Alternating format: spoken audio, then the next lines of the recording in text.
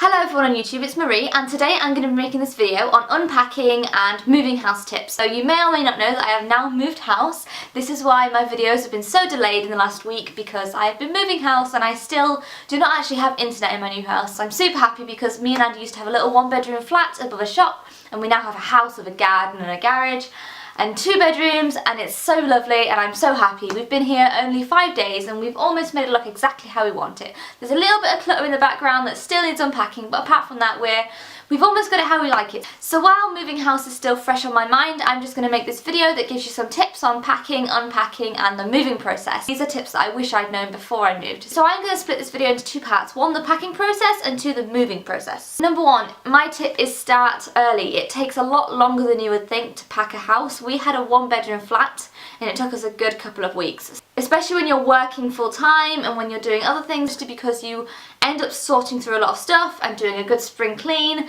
and during that time it can take a while, so pack in advance because it does take longer than you would think. Number 2, pack per room. So I started packing in the rooms that were less important, so I think I started packing the bedroom up first. Lotions, face creams, makeup, clothes, all of that kind of stuff. The only things we needed to keep in the bedroom when we were packing was just the bed and a few necessary clothes. That was it. Everything else just went packed away. So I suggest pack per room. So start with the bedroom, then maybe move on into the smaller bathroom, the kitchen, the living room, pack basically the study, rooms that are less important first, but pack per room, and try and keep all the boxes for each room together. That way it's just so much easier when you're actually moving. Number 3, get as many free boxes as you can.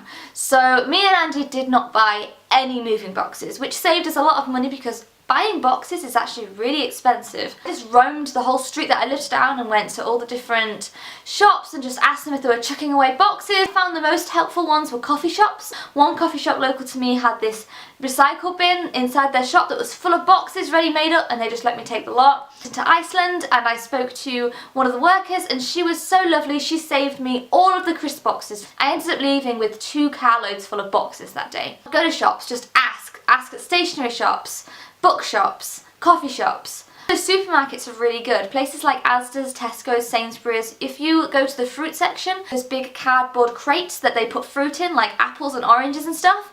You can just take those boxes if they're empty and they've got no fruit left in them. I just went over to Tesco's, grabbed a load of crates, just went to the security guy and was like, look, I'm just taking these boxes because I'm moving house. He was totally cool with it. As long as there's no fruit in it or anything, it's fine. If it's an empty box, you can take it. But those crates are really great because you can stack books and clothes in crates and just stack them on top of each other. Crates are brilliant for moving, so I definitely recommend getting all those cardboard crates, and you can get them all for free from supermarkets. You'd be surprised. They chuck out hundreds of boxes every day. They'd be happy to give you them for free. Number 4, if there's something I regret, it's not using wardrobe boxes or keeping my clothes on hangers.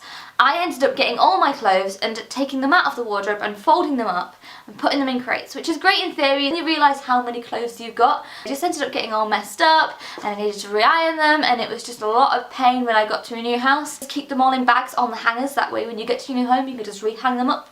Or if you can get some wardrobe boxes, you can buy them or you can just make them. It will make life so much easier. I really struggled with that one. 5, label all boxes. I know this is obvious and it's something I thought I did, but it turns out I didn't do it specifically enough.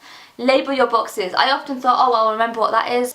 When you're moving and you've got a house load of stuff and you've got friends and family helping you move, they don't know what's in each box. And when you're packing tons of boxes and they all look the same, it's hard to remember which box goes where. So just label them and then label the contents as well. It's really helpful to do that. Number 6, make handles for your heavy boxes. So I found this really good tip online where you just get a knife and just mark handles on the side of both your boxes so you can lift them. That makes life so much easier than grabbing boxes from the bottom, especially when they're heavy. 7, buy lots and lots of tape. We ran out of tape so much. You do not realise how much you have to tape and reinforce boxes, especially heavy ones, so just buy tons of parcel tape. Number 8, keep everything in original drawers. I don't know why, but I took everything out of my drawers, like my drawers in the bedroom, my drawers in the living room, you know, all these drawers that you have in cabinets. I took everything out, put them in individual boxes, packed the drawers away separately. I don't know why I didn't just keep things in drawers and then take the drawers out and just keep everything in drawers, because it would have made life so much easier.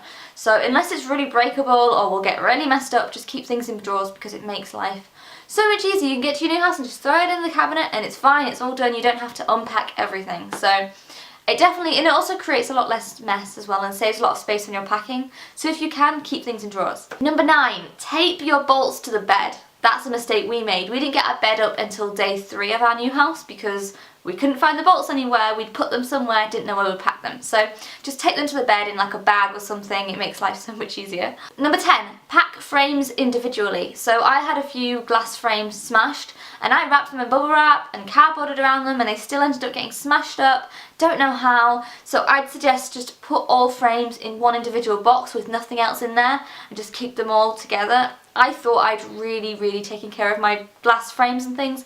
Turns out I didn't, and now I need to buy loads of new frames. So really be careful with them and make sure nothing gets put on top of them, because I think in the moving process they got things put on top of. So just put fragile over the box, because like I said, you might know what's in it but friends and family won't, and when you're moving you don't have the time to tell everyone where to put everything. So label everything as much as you can and make sure you keep fragile objects perhaps in a crate with a lid off so people can see that they're really fragile. And an 11th tip is just keep everything together. So what I did was I tended to pack everything by item. So I have candles in every single room, so I just packed all my candles into one box. I found that so much more difficult during the moving process because I had boxes full of ornaments and all this stuff that needed to go in all these different rooms, and they were just in one big room. And it's so much easier just to put them in boxes with each item that's with that room. I personally found that when unpacking, it would have been easier if everything was just with the right room as opposed to pack everything by item. So now that I've just talked to you about the packing process, here are my tips on the moving process.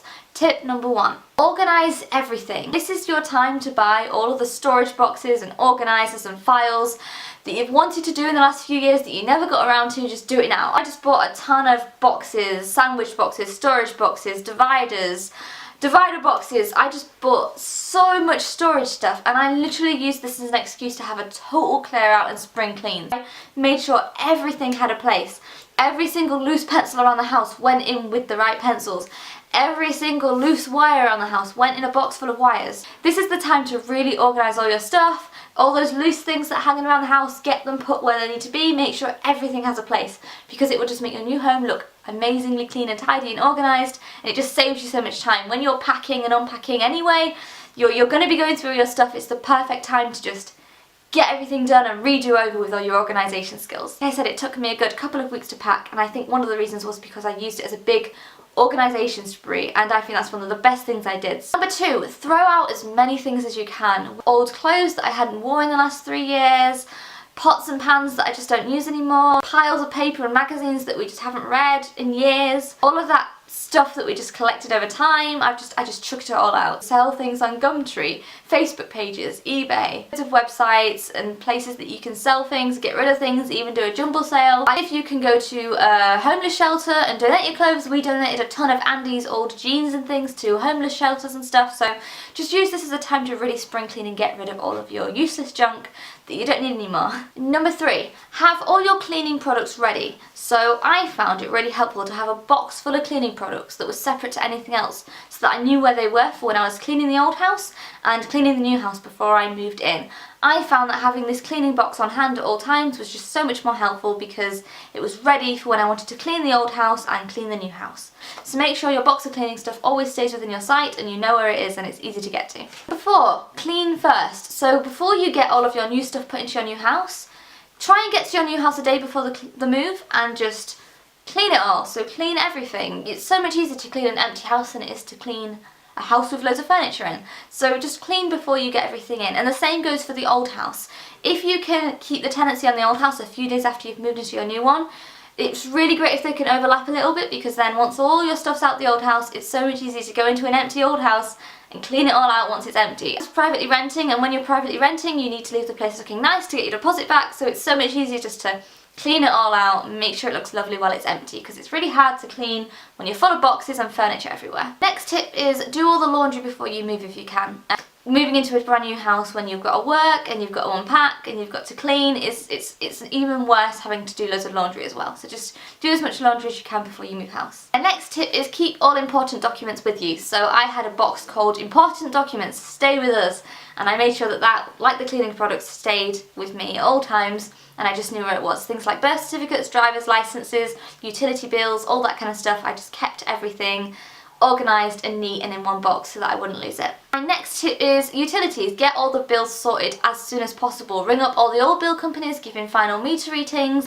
Make sure that when you get to the new place you sort out utilities as soon as possible, because it's just not good to procrastinate on things like bills because they're gonna creep up on you, so you might as well get them done as soon as possible. And my next tip is leave a stamped envelope in your old place. So you probably got your mail redirected anyway, but things still end up going to your old place no matter how much you try and redirect. So just leave like a couple of stamped envelopes with your new name and address on it, and then the next tenants can just send anything your way. It just makes sure that any mail that goes to your old address gets to you. So they are all of my tips. They are things that I found really helped me, or would have helped me if I'd have done them. So I really hope you enjoyed this video. I hope that these tips helped you. It is Easter Sunday today, so happy Easter to everybody, and I will see you next time. Bye!